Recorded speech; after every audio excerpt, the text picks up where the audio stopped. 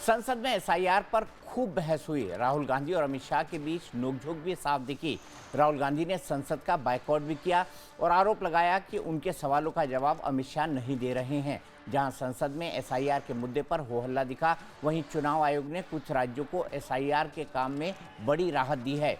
6 राज्यों और केंद्र शासित प्रदेशों में एसआईआर की समय सीमा में संशोधन किया गया है। उत्तर प्रदेश को सबसे अधिक 15 दिनों की छूट दी गई है।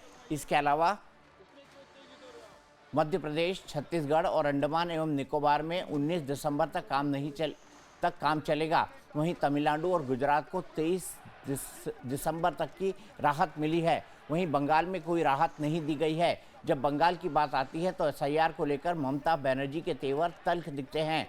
एसआईआर को लेकर पश्चिम बंगाल में सियासी घमासान छिड़ा हुआ है। एसआईआर के खिलाफ कोलकाता में ममता बनर्जी ने बड़ी रैली की और बीजेपी और चुनाव आयोग को आड़े हाथों लिया। रैली में ममता बनर्जी ने पीएम मोदी और गृह मंत्री अमित शाह के खिलाफ विवादित बयान दिया है। यही नहीं, ममता बनर्जी ने पश्चिम बंगाल की महिलाओं से कहा कि अगर मतदाता सूची की समीक्षा के दौरान उनके नाम हटा दिए जाते हैं तो रसोई में इस्तेमाल होने वाले बेलन के साथ तैयार रहें। 12 राज्यों में एसआईआर का काम चल रहा है, लेकिन सबसे ज़्यादा कोहराम पश्चिम बंगाल में मचा है। ममता बनर्जी लगातार केंद्र सरकार और चुनाव आयोग पर हमलावर हैं। माना जाता है कि लाखों की संख्या में जो वोटर्स के नाम कटे जा रहे हैं वो सीधे तौर पर ममता बनर्जी को नुकसान देंगे। पश्चिम बंगाल में कुल वोटर 7 करोड़ 66 लाख है। एसआईआर के तहत 99.99% फॉर्म बांटे गए हैं और 99.86% फॉर्म्स का डिजिटाइजेशन हो चुका है, मतलब लगभग 100%। यहाँ तक तो मामला ठीक है, लेकिन एसआईआर के बाद फाइनल लिस्ट में 57 लाख वोटर्स के नाम कट सकते हैं और यहीं पर आकर ममता बिफर जाती हैं। गुरुवार को ममता बनर्जी ने बेलन वाला जो बयान दिया है उसमें उनकी परेशानी दिखती है और इससे पहले भी तरह तरह के आरोप लगाती रही हैं, जैसे कि एसआईआर एक सोची समझी राजनीति है, लिस्ट जारी होने के तुरंत बाद चुनाव कराने का ऐलान होगा, और साथ ही आरोप लगाती है कि किसी को अपील करने का कोई हक नहीं मिलेगा। जब से बंगाल में एसआईआर का काम शुरू हुआ है तभी से ममता बनर्जी एसआईआर पर हमलावर हैं। वहीं उत्तर प्रदेश की बात करें तो वहां सबसे बड़ी दिक्कत वोटर्स को खोजने में हो रही है। फॉर्म तो बांट दिए गए हैं, लेकिन करोड़ों फॉर्म वापस मिले ही नहीं हैं। वहीं 2003 की मतदाता सूची से अब तक 76% मतदाताओं के रिकॉर्ड मिल गए हैं। बाकी लोगों के लिए रिकॉर्ड का मिलान किया जा रहा है, मतलब अभी और वक्त की ज़रूरत वहां है। इसीलिए उत्तर प्रदेश को सबसे अधिक 15 दिनों की छूट दी गई है। यानी यूपी में अब एसआईआर का काम 31 दिसंबर तक होगा।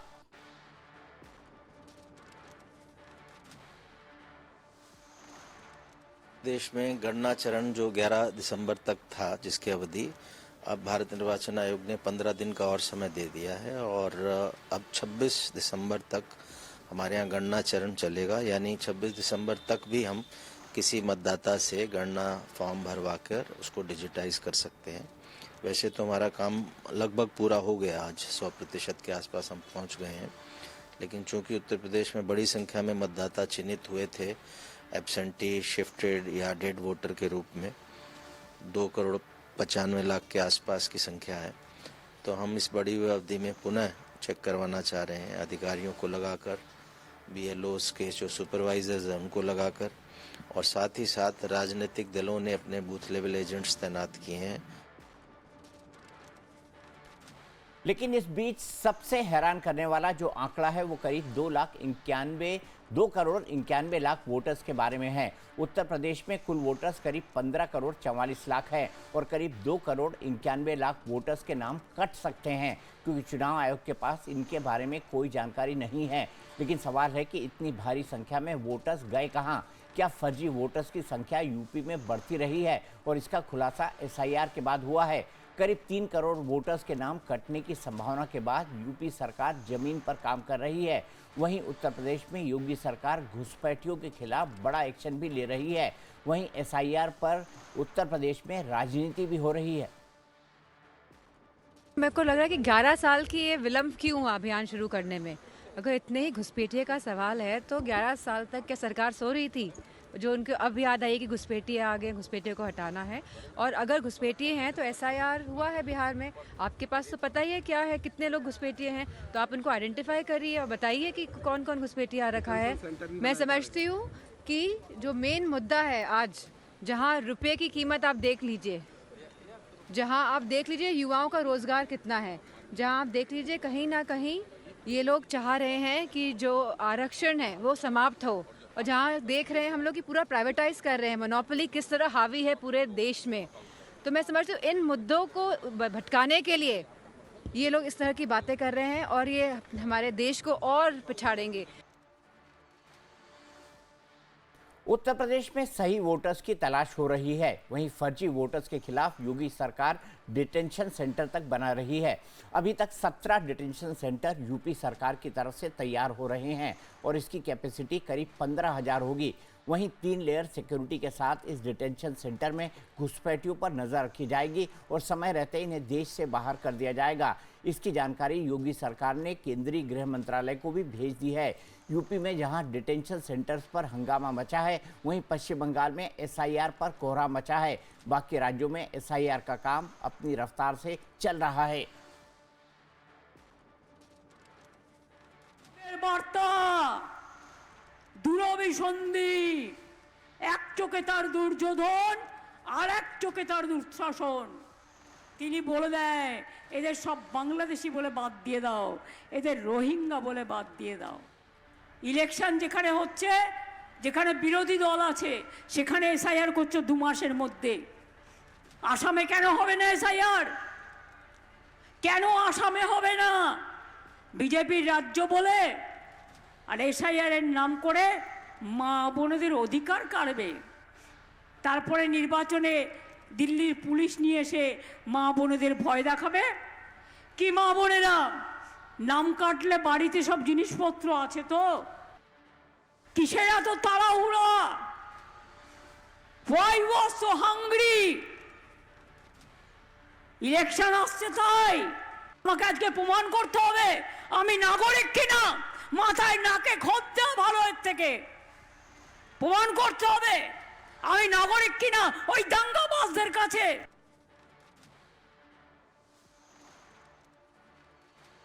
इसी पर बात करने के लिए मेरे साथ 3 खास मेहमान जुड़ गए हैं। मेरे साथ बीजेपी के प्रवक्ता अनंत अमित जी हैं, मेरे साथ कांग्रेस की प्रवक्ता टीना करमवीर हैं, मेरे साथ टीएमसी के नेता संजय सरकार जी हैं। संजय जी, मैं सबसे पहले आपसे जानना चाहूंगा, मुझे बताइए एसआईआर से इतनी दिक्कत क्यों ममता बनर्जी इतने कड़े शब्दों का इस्तेमाल कर रही हैं कि बेलन लेकर महिलाएं चली जाएं और महिलाओं को जो है बेलन लेके अगर नाम कट रहे हैं तो उनको अपना विद्रोह दर्ज कराना चाहिए? देखिए, सबसे बड़ा बात का हम एसआईआर के खिलाफ नहीं है। अब जो घुसपैठी रोहिंगा जो भी बोल रहे हैं आप, सब कुछ ठीक है। रोहिंगा घुसपैठी जो भी आ रहे हैं, इसका जिम्मेवारी भारतीय जनता पार्टी और अमित शाह का। जो बॉर्डर बंगाल गवर्नमेंट नहीं देखता, 50 किलोमीटर का दायरा जो होता है बीएसएफ के अंडर में होता है और उसको सुपर मॉनिटरिंग करता है कौन? आईबी, एनआईए और रॉ जो होता है प्राइम मिनिस्टर का दफ्तर के अंदर में। अगर हकीकत में कुछ भी आदमी को नाम काटा जाता है तो गलत बात है। भारतीय जनता पार्टी के 3 घुसपैठिया इस समय विधायक है, मैं आपको बताना चाहता हूँ कौन कौन है, जिसमें सपन मजूमदार जो बनगांव से विधायक है, अशोक कितनी जो बनगांव दक्षिण से विधायक है, जो असीम सरकार जो है हरिंगाटा से विधायक। ये 3 विधायक जो भारतीय जनता पार्टी, जिसके बाप और जिसका माता पिता का नाम 2002 के लिस्ट में ना, इनको भी नहीं है, बिल्कुल इनको भी नहीं है। हम तो इनके लिए भी लड़ रहे हैं। ये लोग भी आते बोलते दीदी आप बचाइए अपने को। आज जिस तरफ से हो गया कि 2023 तक बांग्लादेश का वोटर था कौन? सपन मजूमदार। गोपालगंज का वोटर था, वहां पर जिला परिषद का जो अध्यक्ष वो लिखा है ये वोटर मेरा, अभी भी मेरा वोटर है। अभी आज के बाद ये वोटर ये नहीं रहेंगे। कौन में? सपन मजूमदार के बारे में, बांग्लादेश के गोपालगंज जहां से शेख हसीना चुनाव लड़ते हैं। इतना बड़ी बात है। हम सिर्फ मेरे लिए अकेला नहीं रहा, भारतीय जनता पार्टी के तमाम 12-13 विधायक जो है वो भी आके दीदी को बोला दीदी आप किसी भी हाल में रुकिए, नहीं तो जिस तरफ से हो रहा है एसआईआर में मेरा परिवार का नाम चलते। 2002 से 2024 के बीच में बांग्लादेश से लगभग 1 करोड़ का ऊपर में शरणार्थी यहाँ पर आया था। 2002 में बांग्लादेश में हिंदू का संख्या था 15%, आज 6.5% हो गया। इतना प्रतिशत जो आदमी जो आया ये सब शरणार्थी है। ये लोग भारतीय जनता पार्टी को एक समय वोट दिया, भारतीय जनता पार्टी का चुनाव जिताया, 218 किया लोकसभा में, 377 किया लोकसभा में। आज इन्हीं लोग को भारतीय जनता पार्टी काटना चाह रहा है। हम मेरा निर्णय ले रहे हैं। हमसे ये सपन मजूमदार जो भारतीय जनता पार्टी का विधायक है, भारतीय जनता अशोक कीर्तनिया भारतीय जनता पार्टी का विधायक, इनके लिए लड़ रहे हैं। हम तो नसीम सरकार के लिए लड़ रहे हैं। बोले नहीं भाई, ये लोग तो आ चुके हैं, ये तो रह चुके हैं, विधायक भी बन चुके हैं। आप बताइए 2023 में 10 सेकंड में सर, 2023 में जो बांग्लादेश का नागरिक था सपन मजूमदार, वो भारत का 2021 में भारतीय जनता पार्टी का टिकट में बनकर से चुनाव के विधायक हो चुके हैं। 2 जगह डुअल सिटीजन है, हो सकता है क्या? आप बताइए। आप तो इतना बड़ा पत्रकार, आप तो आज नहीं जानता, आपको 15 साल से हमने अपना नजर से देख रहे हैं आपको। जब आप इंडिया न्यूज में थे, दूसरे चैनल में भी थे, उस समय से हम आपको देख रहे हैं। ठीक है अनंत अमित जी, बताइए, जवाब दीजिए। आप ही के नेता जो हैं वो बांग्लादेशी और ड्यूल सिटीजनशिप के साथ एमएलए भी बने हुए हैं, ये बड़ा आरोप संजय सरकार आप पर लगा रहे हैं। देखिए दीपक जी, जैसे अभी संजय भाई कह रहे थे, संजय भाई आप अपनी चिंता करिए, भारतीय जनता पार्टी की चिंता करने के लिए भारतीय जनता पार्टी का परिवार है, पहली बात। दूसरी बात, आपने वो बॉर्डर फेंसिंग की बात की ना दीपक जी, 1150 किलोमीटर के आसपास है बॉर्डर फेंसिंग का, जिसमें से आज तक बंगाल गवर्नमेंट ने लगभग 450 किलोमीटर आज भी नहीं होने दे रही है बॉर्डर फेंसिंग। ये राज्य सरकार का अधिकार है, लेकिन केंद्र करना चाह रही है। जो घुसपैठिए वहां से घुस रहे, ये बांग्लादेशियों को जिस तरीके से रोहिंग्या और बांग्लादेशियों के सपोर्ट से ये ममता दीदी जो चुनाव जीतना चाह रही है, अब इनको ये लग गया है एसआईआर के माध्यम से कि जिनके सहारे हम चुनाव जीत रहे थे उनका वोट अब कटने वाला है। एक मॉडल टाउन है संजय दा, आपको पता होगा, आज वहां पे चले जाइए दीपक जी, पहले गाड़ियां नहीं जा सकती थी, पैदल आप नहीं चल सकते थे, लेकिन आज मॉडल टाउन साफ हो गया है। वहां के लोग स्वयं पलायन करके बांग्लादेश की तरफ जा चुके हैं, बॉर्डर पार करके चले गए हैं, बिल्कुल खाली पड़ा है। इस तरीके से आज वेस्ट बंगाल की क्या स्थिति है? दीदी जिस तरीके से बात कर रही है ममता दीदी, तो ममता दीदी, बंगाल में कहावत कहा जाता है कि घोरे नाई नून बेटा बोलछी आमी अच्छी मिथुन, तो आपने तो 15 वर्षों में बंगाल की स्थिति यह कर दी है। तो बंगाल आज जानना चाहता है, बंगाल के लोग आपसे छुटकारा पाना चाहते हैं, और एसआईआर के माध्यम से ये देश की जरूरत है, राज्य की जनता भी एसआईआर के साथ है। बिहार में जिस तरीके से एसआईआर के पूरा होने के बाद जिस तरीके से वोटर परसेंटेज बढ़ा, बंगाल की जनता भी ये चाहती है कि बिहार में सफलता के बाद बंगाल में एसआईआर होना चाहिए, और वहां के लोग। और दीपक जी मैं पूछना चाहता हूं आपके माध्यम से संजय जी ये बताइए, बिहार चुनाव खत्म हुए भी 1 महीने हो गए, आज तक क्या एक भी व्यक्ति सड़क पे आया क्या जिसका वोटर लिस्ट में नाम कटा था? ठीक है, यही सवाल टीना करमवीर जी से पूछ लेते हैं। टीना करमवीर जी बताइए, आज तक बिहार में कोई एक आदमी सामने आया जिसका वोट कटा था, या किसी ने आकर सामने सार्वजनिक तौर पर कंप्लेन की कि भाई मेरा नाम फलाना फलाना है, मेरा वोटर लिस्ट से नाम कट गया है, ऐसा कोई शख्स आप बता सकती हैं? देखिए, जैसे ही वोट चोरी का पर्दाफाश एक्सपोज राहुल गांधी जी ने किया, आपने गृह मंत्री जी की भाषा देखी, साला बोल रहे हैं वो संसद में खड़े होकर। तो अब हम इनके प्रवक्ताओं से पूरी उम्मीद कर सकते हैं कहां से सीखते हैं, क्योंकि गृह मंत्री ऐसा भाषा का इस्तेमाल करते हैं। वो उनका देखिए, उनका मेंटल टेम्परेचर, उनका मेंटल हेल्थ कैसे बिगड़ गया, किस तरीके से कांप रहे, कितने गुस्से में हैं, कहाँ बस वो बोल रहे हैं, वो साला किसको बोल रहे हैं? कहीं चुनाव आयुक्त ज्ञानेश गुप्ता जी को तो नहीं बोल रहे थे?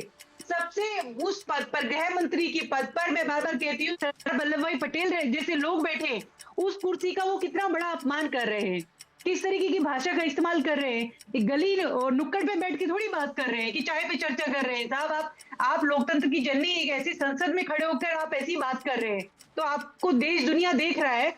गृह मंत्री की ऐसी भाषा है, प्रधानमंत्री ऐसी भाषा का इस्तेमाल करते हैं, और क्योंकि ये वोट चोरी का दबाव है, क्योंकि सदी का सबसे बड़ा स्कैम और ये देशद्रोह है वोट चोरी। वोट चोरी कैसे पकड़ी गई? देखिए, चुनाव आयोग कितनी बारीकी से काम करता है, मर्द लोगों को जिंदा दिखा रहा है, और जो जीवित है उनको मर्द दिखा रहा है। वोट चोरी इनके सांसदों ने दिखाई, हमने थोड़ी दिखाई। वो याद है, राकेश सिन्हा जी ऐसे उंगली करके दिखा रहे हैं, दिल्ली में भी वोट डाल रहे हैं, बिहार में भी डाल रहे हैं। एक एनडीए की लोजपा की जो सांसद है सामवेवी चौधरी, दोनों उंगलियां दिखा रही हैं। इनके खुद के सोशल मीडिया पे तो लगातार ऐसे वीडियोस आए हैं। इनके खुद के नेता जो है 2-2 बार 3-3 जगह ब्राजीलियन मॉडल भूल गए, 22 बार हरियाणा में उस महिला का वोट डालते हुए दिखाई गई है तस्वीरें, और ये हमने थोड़ी दिखाया, ये तो चुनाव आयोग का डाटा है। आप कोई ऐसा नाम बताइए ना जिसका नाम कट गया हो। टीना जी, वो नाम आप नहीं बता रही हैं, कोई ऐसा एग्जाम्पल जिसका नाम कट गया हो वो नहीं बताया आपने। सुनिए, मैं आपके सामने बैठी हूँ, सुनिए दीपक जी, मैं आपके सामने बैठी हूँ, मैं हरियाणा की रहने वाली हूँ। चुनाव से पहले मेरा वोट काट दिया गया, मैं तो जिंदा हूं ना, मुझे आप कैसे मर्द दिखा सकते हैं? चुनाव आयोग माफी मांगे इस बात के लिए? कितने शर्म की बात है कि हम जो है आम नागरिक, चाहते हैं कि वो लाइन में लगा रहे, चाहे आपके 5 किलो अनाज के लिए, चाहे आप नोटबंदी के समय, चाहे एसआईआर के कागज लेते हुए, बस इसी में लगा रहे। और आप लोग क्या करेंगे, देश के प्रधानमंत्री क्या करेंगे, गृह मंत्री क्या करेंगे, चुपचाप बिल पास कर देंगे संसद के। उनको विपक्ष की जरूरत नहीं है। ये हो रहा है इस देश में, सिर्फ लाइनों में खड़ा कर रहे हैं, इसके अलावा कुछ नहीं। और कागज पत्री ढूंढते रहिए, जनता को लाइन में लगा दीजिए, चाहे किसी भी तरीके से लाइन में लगाइए, और ये लोग बस सरकार की भलाई खाएंगे सरकार में बैठकर। आप 11 साल से हैं, आप बताइए, एक डाटा पूछना चाहती हूँ मैं, 2004 से लेकर 14 तक हमने 88,000 जो है घुसपैठी बाहर भेजे। 2014 से लेकर 2025 तक एनडीए ने कितने भेजे, मात्र 2400 खदेड़े। तो 2400 का इतना इनकार हो रहा है आपको, जवाब ले लेते हैं ना, जवाब ले लेते हैं ना, 11 साल में आप जवाब क्यों नहीं देते हैं? जवाब ले लेते हैं भाई। घुसपैठियों को बाहर निकालना देश से, ये तो कांस्टेंट कैंपेन होनी चाहिए, पर इसके लिए तो कोई कैंपेन शुरू ही नहीं हुई है अनंत अमित जी। सिर्फ कहा जा रहा है delete, detect and deport. Media सुनिए, नहीं ये हंसी की बात नहीं है। नोएडा मीडिया सीमा हैदर की वीडियो दिखा रहा है, कितनी बार मां बन गई है ये दिखा रहा है। बताइए, सबसे बड़ी घुसपैठी तो आपके देश में वो बैठी है, क्यों नहीं पूछते, क्यों सवाल, क्यों मीडिया माइक लेके पहुंच जाता है? सब कुछ पब्लिसिटी चल रहा है, बस एनडीए की तारीफ होती रही। अनंत अमित जी को जवाब देने दीजिए। टीना जी, अब हो गया आपका, बहुत लंबा टाइम ले लिया आपने। अनंत अमित जी जवाब देखिए। टीना जी अब जवाब भी ले लीजिए। टीना जी, आपने कहा आपका नाम वोटर लिस्ट से कट गया, ये बहुत ही दुर्भाग्यपूर्ण। आप देखने से तो पढ़ी लिखी लग रही है, लेकिन कैसे आपका नाम वोट कट गया, पहली बात। दूसरी बात, आपने अब शब्दों की बात की। इसी देश में माननीय प्रधानमंत्री जी के लिए आपके मंचों से, राहुल गांधी जी के मंचों से, राहुल गांधी जी के मंचों से मां की गाली दी जाती है। टीना जी बीच में नहीं प्लीज, आपके बीच में किसी ने नहीं बोला। टीना जी बीच में नहीं प्लीज, आपसे पूछा, टीना जी बीच में नहीं प्लीज। टीना जी देखिए, सभी को अधिकार है, जब वोटर लिस्ट में नाम कट जाता है तो नाम जुड़वाने की एक वो है ना, उपाय है ना, उसके साथ आप नाम जुड़वा सकती है। क्यों आपको किसी साहब, यदि मान लीजिए अगर गलती से अगर काट लीजिए तो जुड़वा लीजिए ना। मजदूर का भी टीना जी बीच में नहीं प्लीज। टीना जी, ये तरीका ठीक नहीं है। टीना जी, ये तरीका ठीक नहीं है। टीना जी, आपने कहा कि माननीय गृह मंत्री जी ने आपके युवराज के 3 सवालों का जवाब दिया, और जब उसी घुसपैठियों पे जब वो जवाब दे रहे थे, उसी समय माननीय राहुल गांधी जी क्यों लोकसभा से बाइकाट करके जाते हैं? टीना जी, ऐसे टीना जी देखिए, आपसे मैं ज्यादा जोर से बोल सकता हूँ, मैं आपसे ज्यादा तेज बोल सकता हूँ। आप इस तरीके से डिबेट मत करिए। ये दीपक चौरसिया जी का डिबेट है टीना जी। टीना जी बीच में नहीं। टीना जी ये तरीका ठीक नहीं है, प्लीज मर्यादा का ख्याल रखिए। टीना जी, ये तरीका ठीक नहीं है। टीना जी मैं स्क्रीन से किसी को हटाता नहीं हूँ, मुझे हटाने पर मजबूर होना पड़ेगा। ये तरीका ठीक नहीं है आपका बीच में बोलने का। अनंत अमित जी कंक्लूड करिए। दीपक जी, मैं वही कह रहा था, मैं इनके सारे सवालों का जवाब दे रहा था। इन्होंने जो सवाल किए वो सारे सवालों का जवाब मैं दे रहा था, लेकिन ये सुनने को तैयार नहीं है। क्योंकि देखिए, अब हो क्या रहा है कि बिहार में एसआईआर की सफलता के बाद और इनकी जो संख्या जो आई है, उसके बाद इनकी हताशा है। देश की जनता यह जानना चाहती है कि आप मूल मुद्दों पे आइए, आप एलओपी हैं, आप विपक्षी दल हैं, आप मूल मुद्दों पे बात करिए। लेकिन ये एसआईआर से बाहर नहीं आ रहे, जिस तरीके से देश की जनता जान चुकी है। और जब पार्लियामेंट के अंदर लॉ मिनिस्टर ने जवाब दिया, गृह मंत्री ने जवाब दिया, और जब जवाब दे रहे थे, उसी जवाब के दौरान घुसपैठियों के मुद्दे पर आप बाइकाट करके चले जाते। ये क्या बताना चाहते हैं? देश की जनता ये जानना चाहती है। और टीना जी, ये चुनाव आयोग एक संवैधानिक संस्था है, किसी का नाम अगर कटता है तो उसमें जुड़ने की भी व्यवस्था है। लेकिन यदि कोई, आप इतने पढ़े लिखे हैं, मैं तो आपको बड़ा गंभीर समझ रहा था, लेकिन आपने जिस तरीके से बोला, बड़ा दुर्भाग्यपूर्ण है कि आपका नाम कट गया। अरे ये तो बड़ा गलत हुआ आपके साथ, आपको नाम जुड़वाना चाहिए था आपको।